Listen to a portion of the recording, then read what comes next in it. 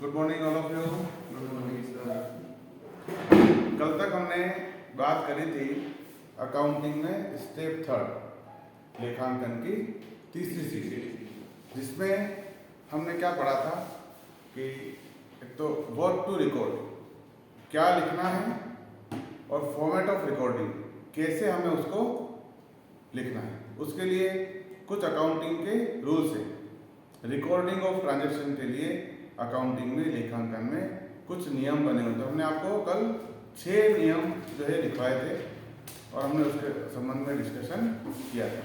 अब इन नियमों की सहायता से, जो 6 नियम हैं, इन नियमों की सहायता से डे बाय डे जो ट्रांजैक्शन हो रहे हैं उनको लेखा पुस्तकों में कैसे रिकॉर्ड करेंगे, उस पर हम आज अभ्यास करेंगे। पूरा आज की जो क्लास है वो पूरा अभ्यास वर्ग है। मतलब हमें कुछ ट्रांजैक्शन में आपको दे रखे हैं, देखो, तो एक एक ट्रांजैक्शन आप बोलते जाओ, मैं उसको आपको सोल्व करके बताऊंगा कैसे हमें इन नियमों को यूज करना है। अच्छा, इसको हम 2 प्रकार से करेंगे। एक्चुअली जब अकाउंटिंग हम करेंगे मैनुअली, तो इन सभी ट्रांजैक्शंस को हम कहाँ लिखते हैं? जर्नल बुक के अंदर। कहाँ पे? जर्नल बुक में। तो लेकिन जर्नल बुक में लिखने से पहले, जर्नल बुक हम लिखेंगे जर्नल एंट्री के रूप में, जर्नल प्रविष्टि के रूप में। लेकिन जर्नल प्रविष्टि बनाने से पहले आपको क्या करना होगा कि इसका रफ वर्क, थोड़ा सा अभ्यास करना होगा कि हमें उस दिए गए ट्रांजैक्शन में से कौन सा खाता डेबिट हो रहा है और कौन सा खाता क्रेडिट हो रहा है। उसके संबंध में पहले हम क्या कर लें, निश्चित हो जाए, निश्चय कर लें कि हमें इसको डेबिट करना, इसको क्रेडिट करना। उसके बाद में मैं आपको जो सेकेंड स्टेप में जर्नल एंट्री कैसे करते हैं उसकी बात बाद में करेंगे। पहले हम क्या कर रहे हैं, हमारा पहला जो काम है वो क्या है कि हमें उस ट्रांजैक्शन में से डेबिट और क्रेडिट वाले खाते को ढूंढ करके निकालना है। तो देखो, सबसे पहला क्वेश्चन जो मैंने आपको दिया है वो है 1/1/2002 नरेंद्र ने, यही है, नरेंद्र ने नकद से व्यापार प्रारंभ किया 30,000 रुपये, है ना। ये एक ट्रांजैक्शन है। नरेंद्र ने नकद से व्यापार प्रारंभ किया। अब क्या है, हमें इसमें से ढूंढना है कि किस खाते को हमें डेबिट करना है, किसको क्रेडिट करना है। तो यहां से हम चलेंगे। सबसे पहले क्या करेंगे, यहाँ एक नंबर डाल देंगे, रूल नंबर फर्स्ट। अब पहला नियम पढ़ो, देखो, बस रूल को रीड करो। व्यवसाय में आने वाली वस्तु का खाता डेबिट किया जाता है। और वस्तु कैसे कहेंगे? जिसे देख सके, छू सके, जिसका मूल्य भी, उसको वस्तु कहेंगे।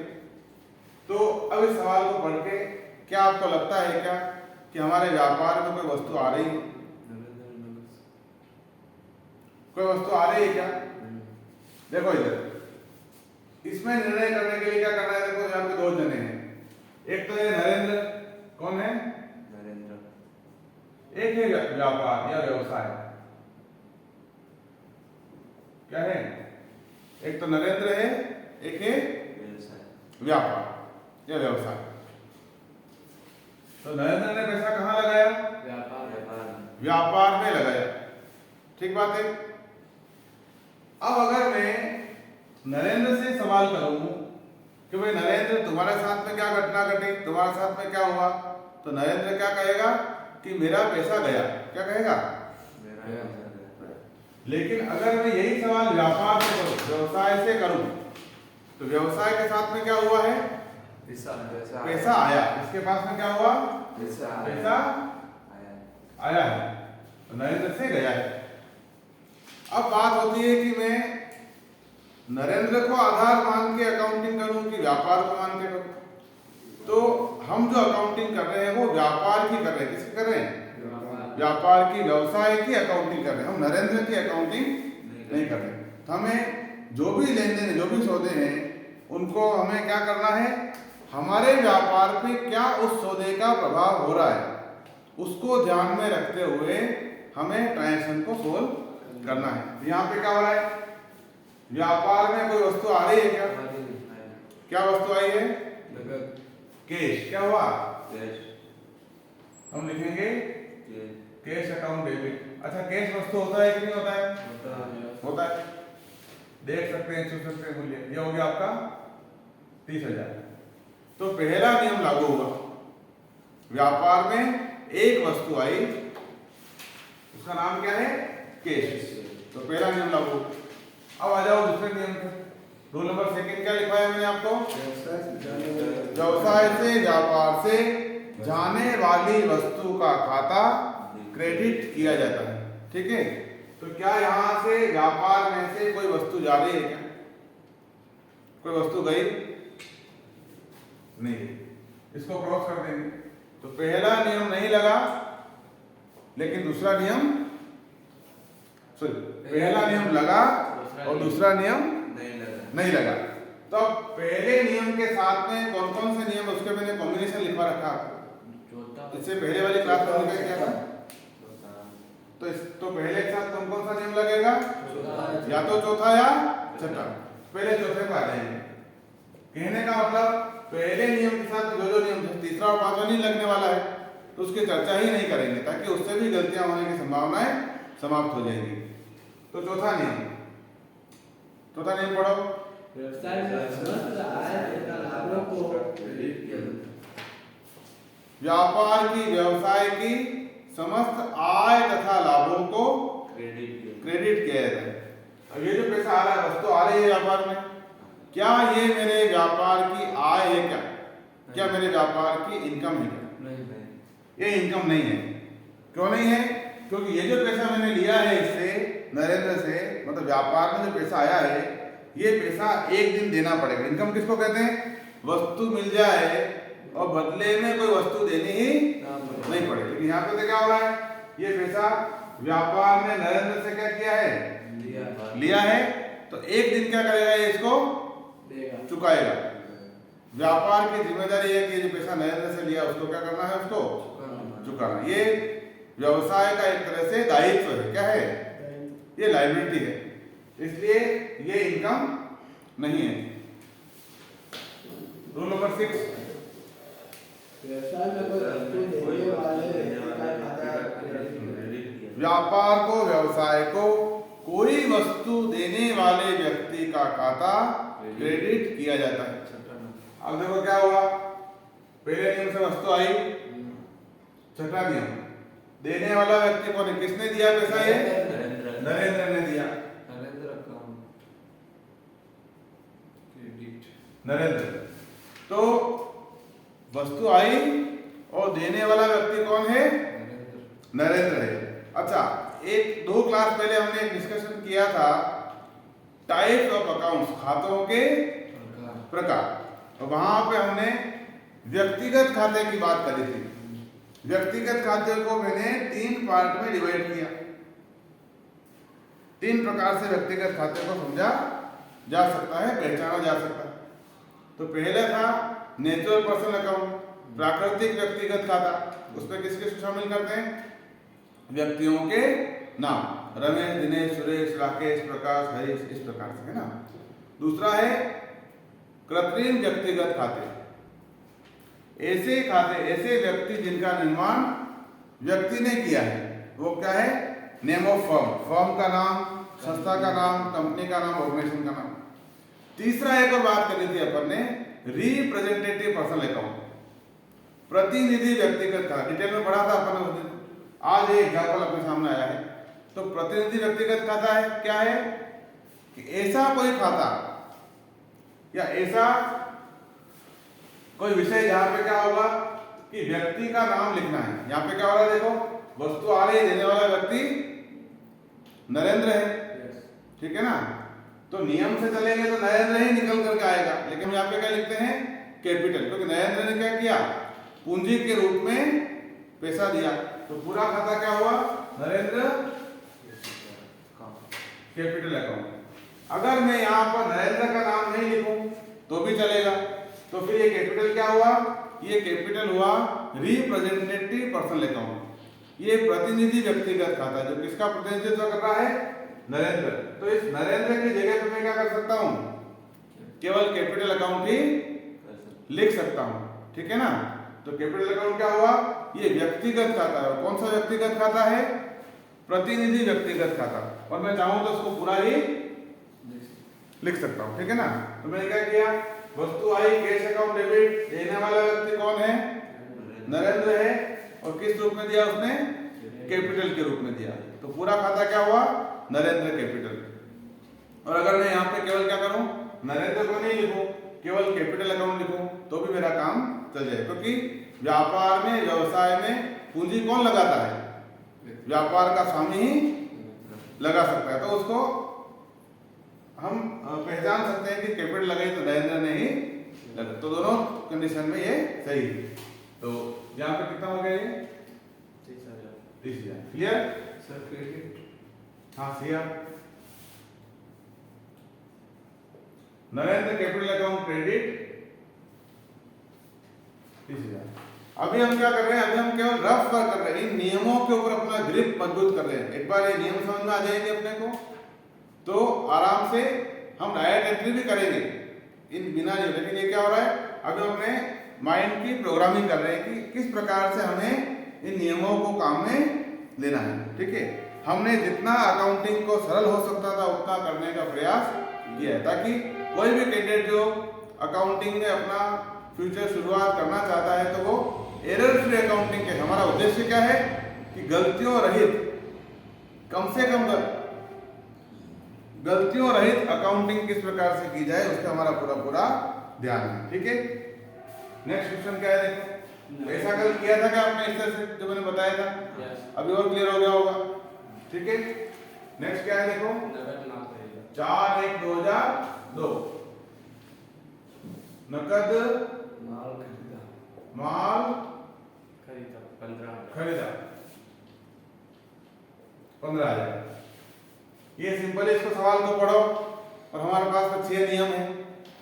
सबसे पहले क्या करना है, रूल नंबर फर्स्ट पढ़ो, देखो इसको, व्यवसाय में आने वाली वस्तु का खाता डेबिट किया जाता है। क्या कोई वस्तु व्यापार में, व्यवसाय में आ रही है क्या, क्या वस्तु आई, माल।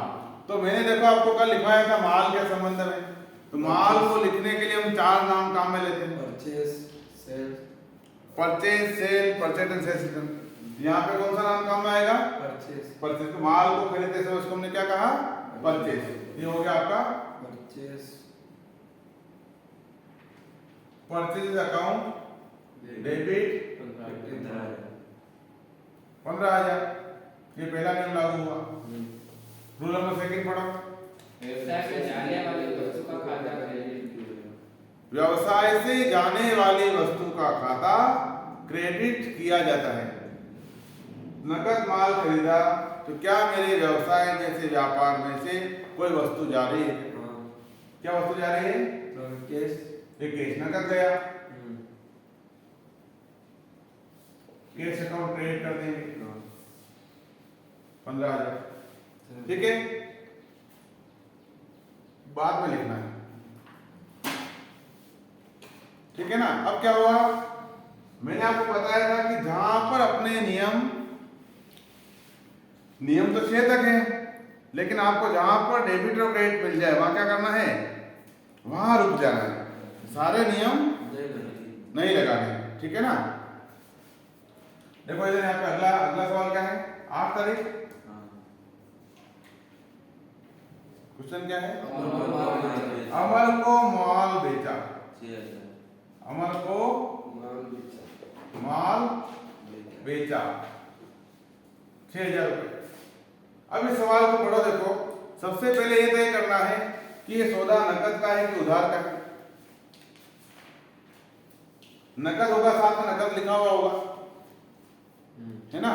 तो यहाँ पे नकद लिखा हुआ नहीं, लेकिन व्यक्ति का नाम है अमर, तो क्या है, तो ये सौदा उधार का है, क्या है, उधार का। नकद में होगा तो नकद साथ में लिखा होगा, या फिर न तो व्यक्ति का नाम है और न नकद लिखा हुआ है, तो उस कंडीशन में क्या होगा, सौदा नकद का ही होगा, क्योंकि उधार होने के लिए व्यक्ति का नाम होना जरूरी है। तो यहाँ पे देखो रूल नंबर फर्स्ट, पहला नियम पढ़ो, व्यवसाय में आने वाली वस्तु का खाता डेबिट किया जाता है। क्या कोई वस्तु व्यापार में आ रही है क्या? नहीं। माल बेचा है, उधार बेचा, तो वस्तु व्यापार में तो कुछ भी नहीं है। रूल नंबर सेकंड, क्या मेरे व्यापार में से कोई वस्तु जा रही है क्या? क्या वस्तु जा रही है? माल जा रहा है। यहाँ पे वही माल के चार नाम है, चार में से कौन सा नाम काम में आएगा? सेल्स। बेचते समय माल को क्या कहा हमने? सेल्स। तो दूसरा नियम लागू हुआ, सेल्स अकाउंट क्रेडिट 6000। अब पहला नियम नहीं लगा, दूसरा नियम लगा, तो दूसरे के साथ में कौन कौन सा है? तीसरा या पांचवा? तो थर्ड नंबर पे आ जाओ सीधे, तीसरा नियम पढ़ो, व्यवसाय के समस्त खर्चों तथा हानियों को डेबिट किया जाता है। तो क्या ये मेरे व्यापार का खर्चा है क्या? अमर को माल बेचा, खर्चा किसे कहते हैं? व्यापार में से कोई वस्तु चली जाए, बदले में कोई वस्तु नहीं मिली। यहाँ पे ऐसा हो रहा है क्या? क्या हो रहा है यहाँ पे? माल तो जा रहा है, तो उसके बदले में कुछ मिल रहा है क्या? अभी तो नहीं मिल रहा है, लेकिन बाद में मिलेगा। खर्चा कब मानते हैं अपन? जब जीवन में कभी नहीं मिलेगा, न भूतो न भविष्यति, न उससे पहले कभी कुछ मिला, न बाद में कहीं मिलने वाला है। यहाँ पे देखा माल दिया है तो पैसा तो वो देगा अपने को, इसलिए क्या है, ये नियम लागू नहीं हो, ये मेरे व्यापार का खर्चा नहीं है। 5 नंबर, कोई वस्तु पाने वाला व्यक्ति का खाता डेबिट। हाँ, ये जो माल जा रहा है, क्या ये किसी व्यक्ति को प्राप्त हुआ है क्या? ये जो वस्तु गई, ये किसी व्यक्ति को मिली क्या? वो कौन व्यक्ति है? अमर। यहाँ पे व्यक्ति का नाम आ जाएगा, अमर अकाउंट डेबिट 6000। बहुत सरल सिंपल है। पहले और दूसरे एक बिल्कुल एक नियम ध्यान में रख लो, पहले और दूसरे नियम से अगर किसी खाते का नाम लिखना है तो हमेशा वस्तुगत खाता ही होना चाहिए, वो वस्तु ही होनी चाहिए। और वस्तु क्या है? जिसे देख सको, छू सको, मूल्य हो। तीसरे और चौथे नियम से अगर किसी को लिखना है तो नॉमिनल अकाउंट, नाम मात्र का खाता होना चाहिए, उसकी पहचान मैंने आपको बताई रखी है। और पांचवें और छठे जब नियम से अगर किसी को लिख रहे हैं तो इसका मतलब क्या होना चाहिए? वो व्यक्तिगत खाता होना चाहिए, पर्सनल अकाउंट होना चाहिए। Got it? नेक्स्ट क्वेश्चन, 10/1/2002 10/1/2002 शाम से माल खरीदा। शाम से माल खरीदा। माल खरीदा 4000। 4000। ये भी सौदा नकद का है कि उधार का है? कहीं नकद लिखा हुआ क्या इसमें? इसका मतलब क्या है? देखो, नकद लिखा हुआ नहीं है और व्यक्ति का नाम है, इसका मतलब उधार है। व्यक्ति का नाम भी है, नकद भी लिखा हुआ, क्या मानना है उसको? तो नकद मानना ही है। व्यक्ति का नाम भी नहीं है, नकद भी लिखा हुआ नहीं है, तो नकद मानना है। ठीक है, अभी कौन सा सौदा मानेंगे इसको अपन? उधार है कि नकद है? उधार है। तो रूल नंबर फर्स्ट, पहला नियम पढ़ो, व्यवसाय में आने वाले क्या कोई वस्तु व्यापार में आ रही है क्या? क्या वस्तु आ रही है? माल आ रहा है। माल के 4 नाम है आपके पास में, purchase, sale, budget and sales. उसमें से कौन सा नाम काम में आएगा यहाँ पे? Purchase account. क्या काम आएगा?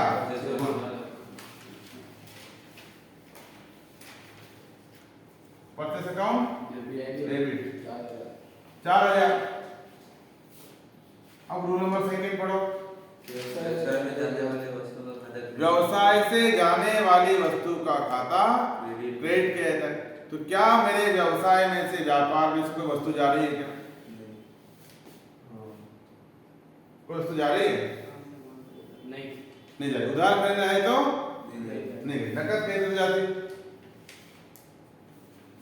कोई वस्तु नहीं गई। पहला नियम लगा, दूसरा नहीं लगा। तो पहले के साथ साथ में कौन कौन सा नियम काम करता है? चौथा या छठा?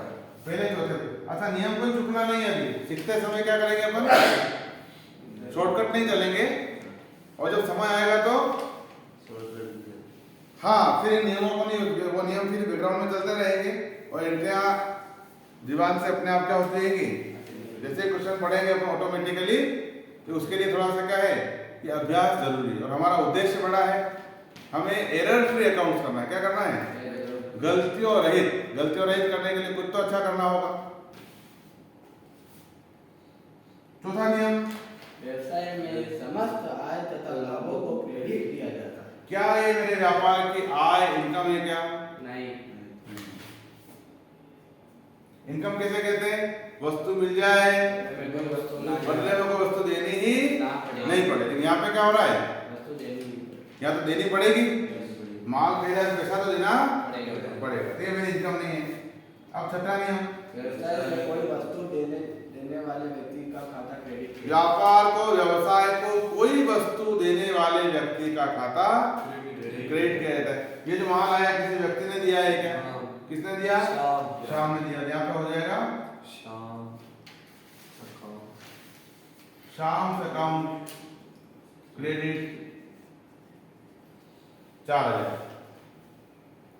ठीक है, नेक्स्ट सवाल आपका। 15/1/2002 फर्नीचर खरीदा। 15/1/2002 फर्नीचर खरीदा 3000। फर्नीचर खरीदा 3000 रुपये। अब ये सौदा उधार का है कि नकद का है? नकद का। क्यों? क्योंकि उधार होने के लिए क्या जरूरी है? व्यक्ति का नाम जरूरी है ना। तो देखो इधर रूल नंबर फर्स्ट, पहला नियम, व्यवसाय में आने वाले वस्तु का खाता डेबिट किया जाता है। क्या मेरे व्यापार में व्यवसाय में कोई वस्तु आ रही है क्या? क्या वस्तु आ रही है? फर्नीचर आ रहा है। अब ये फर्नीचर माल है कि संपत्ति है? संपत्ति है ना। माल के लिए क्या शब्द काम में आया? माल गुड्स काम में, ये माल, ये माल, इसके लिए परचेसर काम में लिया अपन। अब मैंने बताया था कि संपत्तियों को कैसे लिखना है? संपत्तियों को संपत्तियों के नाम से ही लिखते हैं, जो जैसा है वैसा ही लिखना है। यहाँ पे क्या हुआ? क्या वस्तु आई? फर्नीचर, तो सीधा लिखेंगे फर्नीचर अकाउंट डेबिट 3000। ठीक है, दूसरा नियम, व्यवसाय में आने वाली वस्तु का खाता क्रेडिट। व्यवसाय से जाने वाली वस्तु का खाता क्रेडिट किया जाता है। क्या कोई वस्तु व्यापार में से जा भी रही है क्या? क्या वस्तु जा रही है? फर्नीचर। ऐसे तो नहीं लिया, पैसा दिया होगा। तो cash account credit 3000। Cash account credit, बहुत बढ़िया, गुड। ठीक है, अब देखो पहले दूसरे नियम में मेरा काम हो गया, तो आगे बढ़ने की जरूरत हमने इन नियमों को इसी तरह से अलाइन किया। बाकी जो आपकी किताबों में क्या सबसे पहले व्यक्तिगत खाते का नियम है, तो इसलिए सारे नियम साथ में लेकर चलना पड़ता है। अभी क्या हो रहा है कि जहां पर आपको जैसे यहाँ से यहाँ तक मिल जाए, यहाँ तक चले, यहाँ पे मिल गया, यहाँ रुक गए, यहाँ 5 तक रुक गए, 6 तक रुक गए, इस प्रकार से। यहाँ पे पहले दूसरे नियम से काम हो गया, तो मेरे को एक डेबिट चाहिए, क्रेडिट चाहिए। पहले डेबिट भी मिल सकता है और पहले क्रेडिट भी मिल सकता है। जर्नल बुक करते समय हम पहले डेबिट को लिखेंगे, लेकिन अभी रफ वर्क है, हम केवल सीख रहे हैं, समझ रहे हैं कि कैसे डेबिट क्रेडिट करें। उसके लिए पहले डेबिट भी मिल सकता है, पहले क्रेडिट भी मिल सकता है। तो जो मिल जाए उसको लिख देना। नेक्स्ट सवाल क्या है आपका? 20/2002 अमर से नगद प्राप्त हो गए। अमर से नगद प्राप्त हो गए। नकद प्राप्त हुए। 2000। अभी अमर कौन है? देखो ये पूरा एक ही सवाल है ना। ये अमर, देखो ये अमर को हमने माल बेचा था, उसके बदले उसने क्या किया होगा? ये पैसा दिया होगा। देखो इधर अमर से नकद प्राप्त हुए, रूल नंबर फर्स्ट, पहला नियम, क्या कोई वस्तु व्यापार में आ रही है क्या? क्या वस्तु आई? कैश आया। क्या लिखेंगे? Cash account credit. Cash account debit 2000। Rule number second, व्यवसाय से जाने वाले हाँ। अब क्या कोई वस्तु व्यापार में से जा रही है क्या? नहीं। कोई वस्तु गई? नहीं गई, वस्तु तो आ रही है, पैसा आया है ना, कोई वस्तु नहीं गई। अब पहले के साथ में चौथा या छठा, 4 नंबर। व्यवसाय में समस्त आय तथा लाभों को क्रेडिट किया जाता है। अमर से जो 2000 मिले, क्या ये मेरे व्यापार की व्यवसाय की आय इनकम है क्या? इनकम किसे कहते हैं? वस्तु मिल जाए देनी नहीं पड़ेगा, तो पहले दिन अभी दिन बाद में देनी पड़ेगी। यहाँ पे तो क्या हो रहा है, ये 2000 रुपये दिए हमने, उसके बदले हम क्या दे चुके थे उसको? माल। माल दे चुके थे। तो ये उस माल के बदले में उसने पैसा दिया है, तो ये मेरी इनकम नहीं है। ये तो पैसे मांगता था मैं इससे, इसलिए दे रहा है। रूल नंबर 6, ये पैसा किसने दिया? किस व्यक्ति ने दिया? अमर ने। यहाँ पे क्या आ जाएगा? अमर अकाउंट क्रेडिट 2000। समझ रहे? नेक्स्ट अगला सवाल क्या है आपका? किसान से नगद माल तारीख क्या है? 21/1/2002। 21/1/2002। किशन से नगद माल खरीदा, नकद माल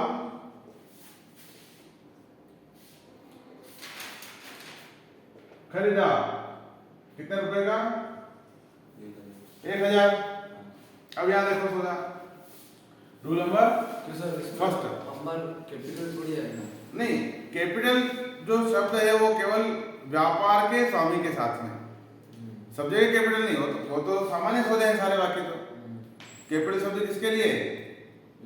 व्यापार का स्वामी जो पैसा लगाता है उसके लिए। क्यों है? आगे चल करके अपन जो पृथक अस्तित्व का सिद्धांत, कंसेप्ट ऑफ डिफरेंट एंटिटी जब पढ़ेंगे अपन, तो आगे जो एडवांस अकाउंटिंग की बात करेंगे, अभी अपन खाली नॉर्मल एक बार एंट्रियां करना सीख रहे हैं, है ना। उसके बाद अभी डिटेल में और जाने वाले हैं इसमें, तो अभी बेसिक थोड़ा समझ में आने लगे तो मैं डिटेल में और आगे आपको बताने वाला हूँ। किशन से नकद माल खरीदा 1000 रुपए। कोई वस्तु आई क्या व्यापार में? क्या वस्तु आई? माल आया। माल के लिए क्या लिखेंगे? Purchase account debit 1000। Rule number 2, क्या कोई वस्तु व्यापार में से जा रही है क्या? क्या वस्तु गई? सेल्स नहीं, माल का नहीं, माल तो आया ना। क्या कोई वस्तु जा रही है क्या? नकद गया। क्या गया? कैश गया। Cash account credit 1000। अब इससे आगे बढ़ने की जरूरत है क्या? नहीं है। अब इससे कंफ्यूज नहीं होना है, सब व्यक्ति का नाम भी आ रहा है, तो व्यक्ति का नाम की जरूरत कब पड़ती है अपने को? उधार के समय, तो पैसा दे ही दिया इसने, तो यहाँ तक आगे जाने की जरूरत नहीं है। नेक्स्ट डेट क्या है? 25/1/2002। 25/1/2002। सवाल क्या है? राम ने दुकान का किराया चुकाया 500 रुपए। राम को दुकान का किराया चुकाया। दुकान का किराया चुकाया 500 रुपये। अब तो 2002 था इसलिए 500 में दुकान किराया मिल भी गई, अब तो नहीं मिलेगी, है ना। चलो रूल नंबर फर्स्ट, व्यवसाय में आने वाली वस्तु का खाता डेबिट क्या कोई वस्तु मेरे व्यापार व्यवसाय में आई क्या? नहीं नहीं, कोई वस्तु नहीं आई। रूल नंबर 2, क्या कोई वस्तु मेरे व्यापार में से व्यवसाय में जा रही है क्या? क्या वस्तु जा रही है? कैश जा रहा है। अगर अपने मन में आ जाए कि किराया जा रहा है, क्या हो रहा है? किराया चुकाया, तो कई बार क्या होता है, कंफ्यूजन हो जाता है। अपने मन में आता है कि साहब किराया जा रहा है, तो लेकिन मेरे नियम क्या है? पहले और दूसरे नियम से जिसको भी लिखना वो क्या होना चाहिए? वस्तु होना चाहिए। तो क्या किराया वस्तु होता है क्या? किराया वस्तु नहीं, इसको देख नहीं सकते, छू नहीं सकते। वस्तु क्या है? तो नकद है, वो वस्तु है। तो क्या गया मेरे व्यापार में से? क्या गया? कैश गया। तो ये वस्तु कैश गई है वास्तव में ना। कैश अकाउंट क्रेडिट 500, ठीक है। तो कोई वस्तु आ नहीं रही है लेकिन वस्तु जा रही है। तो दूसरे के नियम के साथ कौन कौन सा नियम लगता है? तीसरा और पांचवा। तीसरे पे आ जाओ। व्यवसाय के समस्त खर्चों तथा हानियों को डेबिट किया जाता है। व्यापार के व्यवसाय के समस्त खर्चों तथा हानियों को डेबिट किया जाता है। ये दुकान का किराया चुकाया, क्या ये मेरे व्यापार का खर्चा है क्या? खर्चा किसे कहते हैं? तो बार बार ये परिभाषा बार बार याद करनी है, ताकि क्या हो जाएगा, वो पक्का हो जाएगा मामला। हमारे हमसे कोई वस्तु जाए पर बदले में कोई वस्तु हाँ, व्यापार में से वस्तु चली जाए, बदले में कोई वस्तु कभी भी नहीं मिलेगी। और वस्तु क्या है, इसको देख सकूं, छू सकूं, मूल्य हो। तो देखो वस्तु कोई पैसा गया, वापस मिलेगा क्या, कभी मिलेगा नहीं मिलेगा। तो क्या हुआ ये खर्चा। खर्चे को कैसे लिखते हैं, खर्चे के नाम से। यहाँ पे खर्चे का नाम क्या है, रेंट, किराया है ना, अंग्रेजी में लिखेंगे रेंट एक्सपेंसेस अकाउंट डेबिट। खर्चा है तो साथ में एक्सपेंसेस लगा देंगे, इनकम हो गई साथ में इनकम लगा सकते हैं सब। तो थोड़ा सा डिफरेंशिएट कर पाएंगे इसको। नेक्स्ट क्वेश्चन क्या है, डेट डेट डेट 27/1/2002 27/1/2002 महेश से कमीशन प्राप्त हुआ। महेश से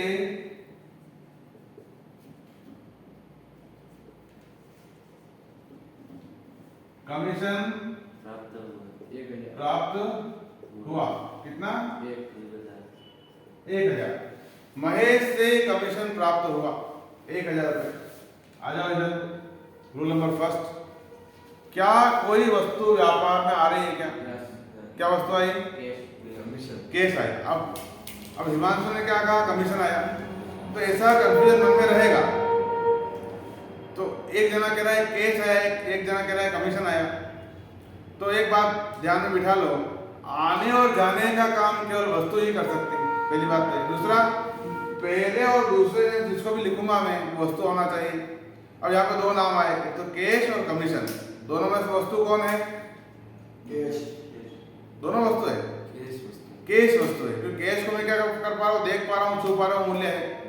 लेकिन क्या कमीशन ऐसा है क्या कमीशन को देख सकते हैं, छू सकते हैं?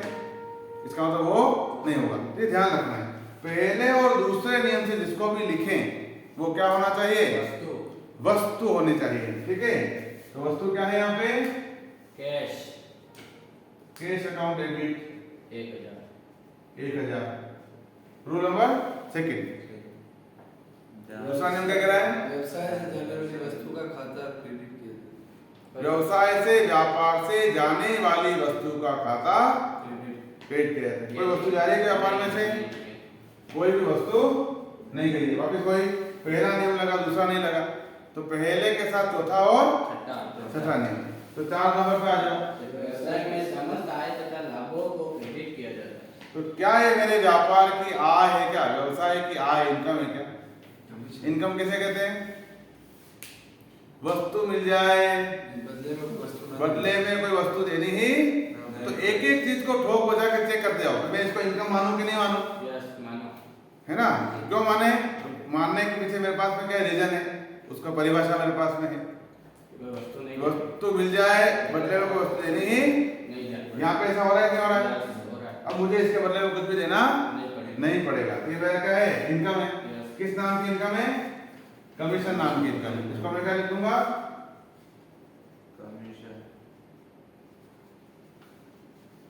Commission income, commission account credit 1000। Sir और कैश अकाउंट कैसे हुआ? कैश कोई भी कमीशन, अच्छा कमीशन पहले समझो कमीशन क्या होता है, तो तुम्हारा कंफ्यूजन है कि कैश अकाउंट कैसे हुआ, है ना? तो कमीशन के बारे में समझो कि सपोज करो कि मेरा अपना कोई व्यवसाय है, तुम्हारा भी व्यवसाय है। अब तुम्हें किसी चीज की जरूरत पड़ी तो मेरे पास में आए कि सर मेरे को ये फला कार खरीदनी है, कि मेरे को ये सोलर लगाना है, या मेरे को कुछ और कोई मशीनरी खरीदनी। ठीक है, मेरे जानने वाला कोई मशीनरी वाला था, तो मैंने क्या कहा, और वो मशीनरी वाला मेरे पास पहले आया 2-4 महीने पहले कि यार किसी को आपको मशीन खरीदनी हो तो मेरे पास कस्टमर को भेज दें, मैं आपका जो कमीशन होगा मैं आपको, कमीशन का मतलब बीच में कुछ पैसा आपको दे, दलाली जैसे कहते हैं उसको, है ना? तो मैंने आपको भेज दिया, वहाँ पे आपने मशीन खरीद ली और कोई 1000, 2000, 5000 उसने क्या कर दिया, मेरे को ला करके दे दिया कमीशन। तो उसने मुझे कैसे ला के दिया, क्या दिया मेरे को, कैश दिया। समझ आया बात आपको? तो कमीशन क्या चीज है, समझ में आएगा? खरीद कोई रहा है, बेच कोई रहा है, बीच में क्या हुआ उसको, वो कमीशन एजेंट कहते हैं उसको। तो वो उस तरह से। तो आपको व्यवसाय में ऐसे कमीशन कोई भी मिल सकता है। केस आ रहा है, किस रूप में आ रहा है? कमीशन नाम की इनकम है मेरी। इनकम क्यों माना मैंने? तो वस्तु मिल गई, कोई देनी ही नहीं पड़ी। नेक्स्ट क्वेश्चन क्या है? नगद बिक्री। नगद बिक्री तारीख 29/1/2002। नकद बिक्री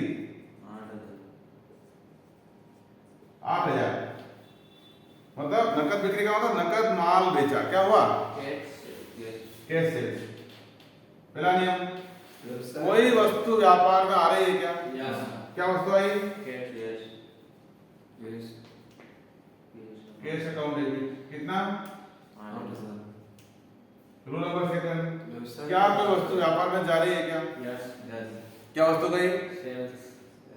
माल गया। माल को क्या लिखेंगे यहाँ पे? सेल्स।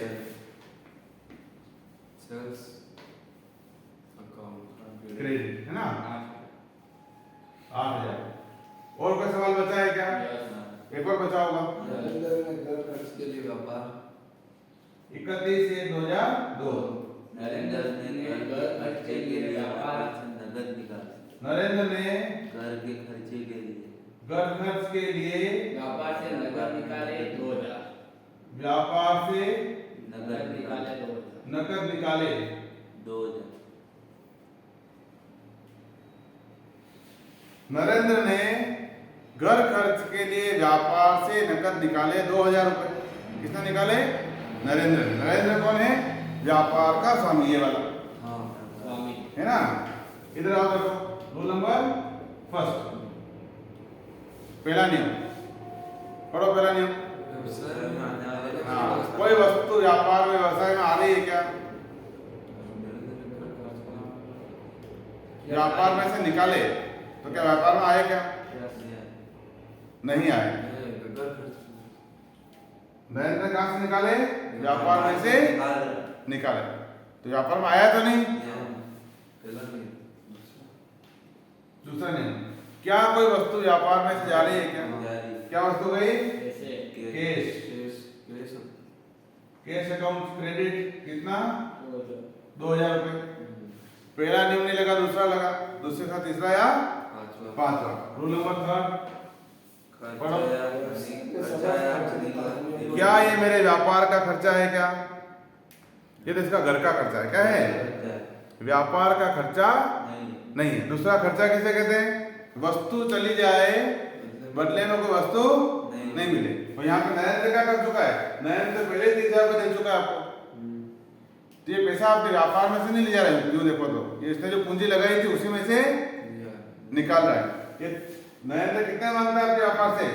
30,000 मांगता है, क्योंकि उसने पूंजी लगाई। अब ले जा कितना रहा है? 2,000। तो ये पहले ही इसके बदले में क्या कर चुका था? वस्तु दे चुका था। ये मेरा व्यापार का खर्चा नहीं है। तो तीसरा नियम नहीं लगेगा। कौन सा नियम लगेगा? पांचवा। ये वस्तु पाने वाला व्यक्ति कौन है? नरेंद्र। यहाँ पे आ जाएगा नरेंद्र। और जब व्यापार का स्वामी व्यापार में से पैसा निकालता, वस्तु निकालता है, तो उसको हम कहते हैं ड्राइंग्स। क्या कहते हैं? ड्राइंग्स। जब पैसा लगाएगा तो कैपिटल, कोई वस्तु व्यापार में लगाएगा तो कैपिटल, निकालता है तो ड्राइंग्स अकाउंट, है ना। तो नरेंद्र ड्राइंग्स क्या आएगा? नए ड्राइंग्स अकाउंट डेबिट 2,000। क्लियर? तो ये भी रिप्रेजेंटेटिव पर्सनल अकाउंट है। यहाँ पर भी नरेंद्र क्या क्या कर सकते हैं अपन? खाली ड्राइंग्स लिख सकते हैं, क्योंकि ड्राइंग्स आहरण कौन कर सकता है? केवल व्यापार का स्वामी ही कर सकता है। ऐसे कोई रस्ते चलता व्यक्ति भी कर सकता है। बोले मेरे को घर खर्च के लिए कुछ दुकान में कुछ निकालने, उसको चोरी कहेंगे। क्या कहेंगे? चोरी।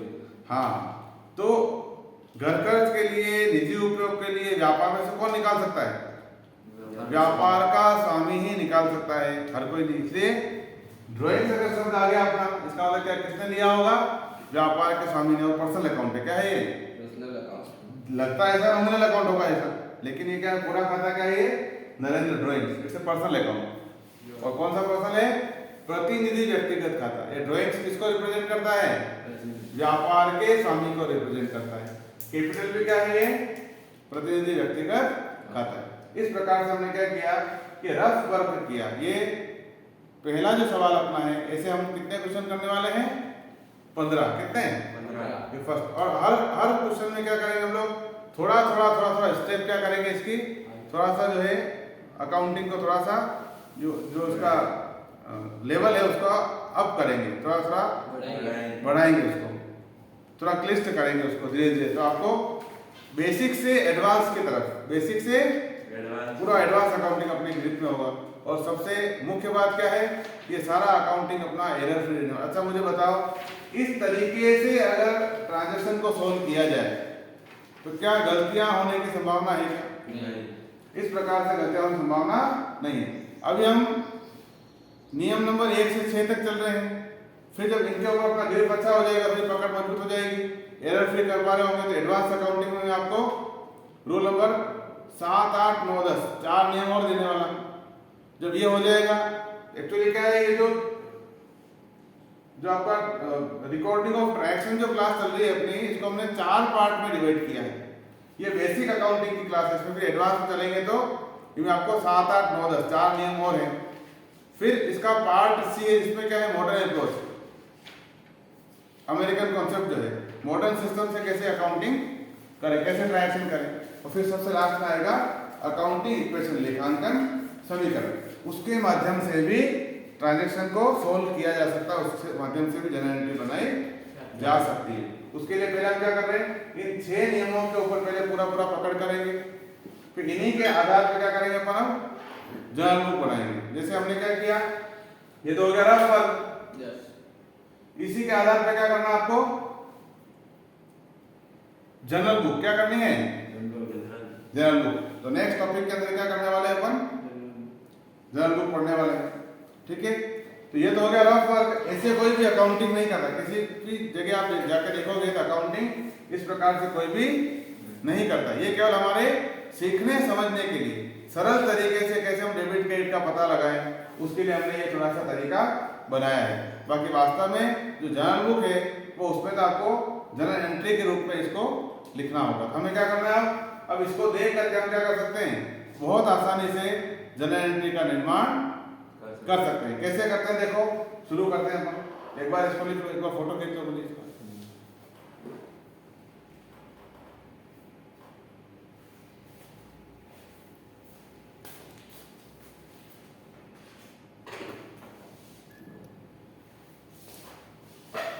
ठीक है, तो मैं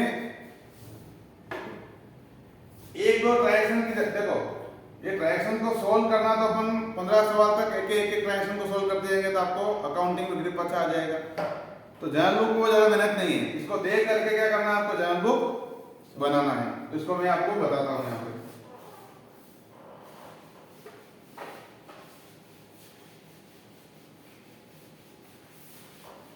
ये हो गया हमारा रफ वर्क।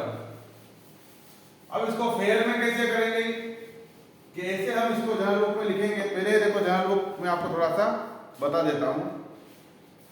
जनरल बुक का फॉर्मेट कैसा है, इस प्रकार से।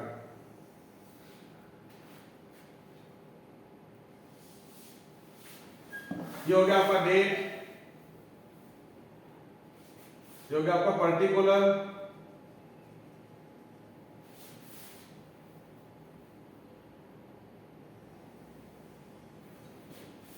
ये हो गया एलएफ। क्या होता है समझेंगे अपन आगे चल करके, लेजर फोलियो कहेंगे इसको अपन, तो लेजर पढ़ेंगे तो बात करेंगे।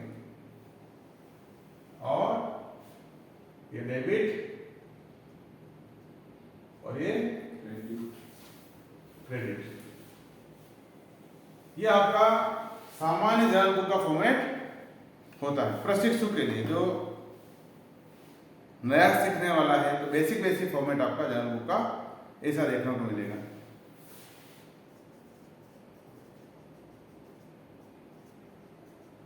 यहां से अकाउंटिंग की शुरुआत होती है। सबसे पहला चैप्टर है जनरल बुक। इसमें ये जो ट्रांजैक्शन हो रहे हैं इनको इस प्रकार से नहीं लिखते हैं, इनको जनरल बुक में जनरल एंट्री के रूप में लिखते हैं। अब देखो, सोल्व तो हमने कर लिया, इस फॉर्मेट में कैसे लिखना है इसकी बात अपन करते हैं। देखो यहाँ पे क्या है, डेट है, यहाँ डाल देंगे अपन 1/1/2002, डेट हमने डाल दिया। अब रफ वर्क करते समय क्या किया हमने, पहले डेबिट आया पहले डेबिट को लिख दिया, पहले कभी क्रेडिट आया तो पहले क्रेडिट को लिख दिया। लेकिन जनरल बुक में एंट्री करते समय पहले डेबिट वाले खाते को पहले लिखना। आपको यहाँ देख लिखना, कुछ करना ही नहीं। अब देखो इस सौदे में क्या हुआ, डेबिट वाला खाता कौन सा है, कैश अकाउंट डेबिट, यहां से करेंगे। इसको लिखने का तरीका, कैश अकाउंट डेबिट, और डेबिट का अमाउंट लिख देंगे इसका 30,000, इसको खाली छोड़ देंगे। फिर यहाँ पे क्रेडिट वाला अकाउंट कौन सा, नया कैपिटल क्रेडिट है, तो यहाँ पर क्रेडिट नहीं लिखे, जहां पे पहला जो आपका खाता जहां पे खत्म हो रहा है यहां से क्या करेंगे 2, तो 2 का मतलब क्रेडिट ही है, क्या करेंगे क्रेडिट 2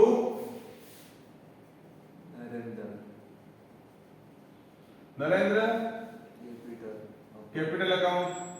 और यहाँ पे क्रेडिट लिखने की आवश्यकता नहीं है। ये इसका लिखने का एक यूनिक फॉर्मेट है, एक यही तरीका है।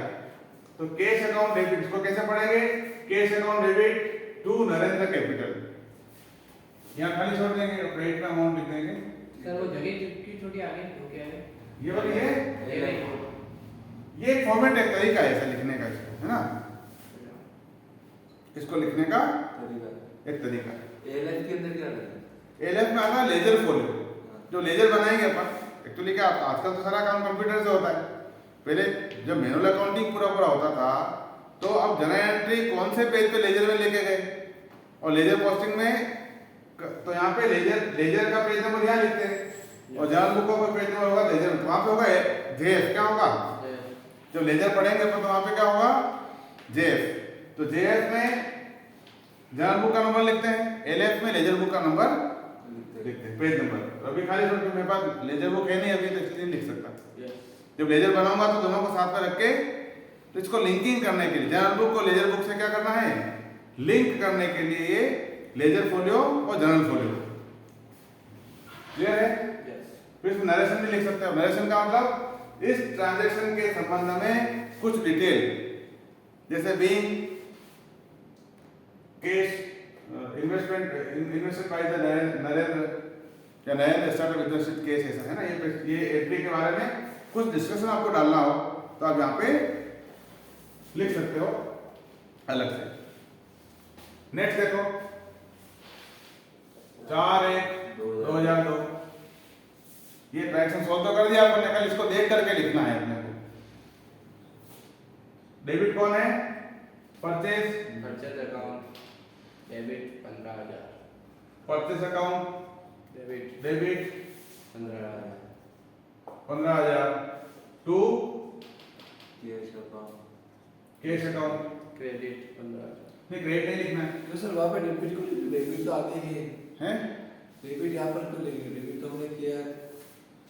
डेबिट तो अमाउंट है, अमाउंट का कॉलम डेबिट का है, अमाउंट का कॉलम क्रेडिट का है। नहीं मुझे बोल रहे हैं यहाँ पे ये डेबिट ये आप लिख रहे हैं ना, ये हाँ। ये क्यों लिख रहे हैं, यहाँ क्रेडिट तो नीचे लिख रहे हैं। क्रेडिट लिखा इसलिए टू लिख दिया ना। देखो यहाँ पे क्या है, टर्म है कि डेबिट और बाय, ये दोनों आगे कहीं कहीं पे आपको बाय भी देखने को मिलेगा। तो डेबिट और बाय एक जैसे हैं, और क्रेडिट और टू एक जैसे। अच्छा, ठीक है ना। तो कहीं पर बाय लिखते हैं, कहीं पे डेबिट लिखते हैं। ये क्या है कि अकाउंटिंग के फॉर्मेट बने हुए हैं, तो कहाँ पे डेबिट लिखना है, कहाँ पे बाय लिखना है, कहाँ पे क्रेडिट लिखना है, कहाँ टू लिखना है, ये फिक्स है। तो हमें इसी, और अच्छा ये हमें इसको फॉलो क्यों करना पड़ेगा, क्योंकि अकाउंटिंग जो सिस्टम है उस सिस्टम के आधार पे अपने को चलना पड़ेगा, एक यूनिक तरीका था कि मैंने अकाउंटिंग की, आप समझ सको। अगर हर व्यक्ति अलग अलग अपने अपने हिसाब से करने लगेगा तो दूसरा व्यक्ति उसका समझ नहीं पाएगा। तो एक यूनिक तरीका, हिसाब किताब आप मौखिक या नॉर्मल डायरी में भी रख सकते हो। अकाउंटिंग सीखने की क्या जरूरत है, अकाउंटिंग हम इसलिए सीख रहे हैं ताकि यहाँ पर सिस्टम इंपॉर्टेंट है, व्यक्ति इंपॉर्टेंट नहीं। एक व्यक्ति ने 10 साल तक अकाउंटिंग किया, बंद हो गया। एक व्यक्ति ने 10 वर्ष तक अकाउंटिंग किया, अब वो ऑफिस वो नौकरी छोड़ के जा रहा है, तो दूसरा व्यक्ति वैसा ही हो जो उसी उसी सिस्टम से अकाउंटिंग सीखा हुआ हो तो वो 10 घंटे में पूरा पूरा उसने लिख देगा। समझ लेगा उसने क्या क्या किया। इसलिए एक यूनिक तरीका क्यों अपनाया कि सबका अकाउंटिंग का तरीका कैसा रहे, सेम रहे। ठीक है, देखो इधर आगे क्या करना है, 8 तारीख का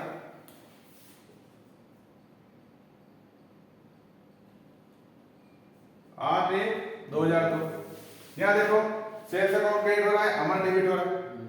हम क्या करेंगे, अब अमर को पहले ले लेंगे क्योंकि ये डेबिट वाला खाता है। यह क्या किया, Amar account debit, Amar account debit 6000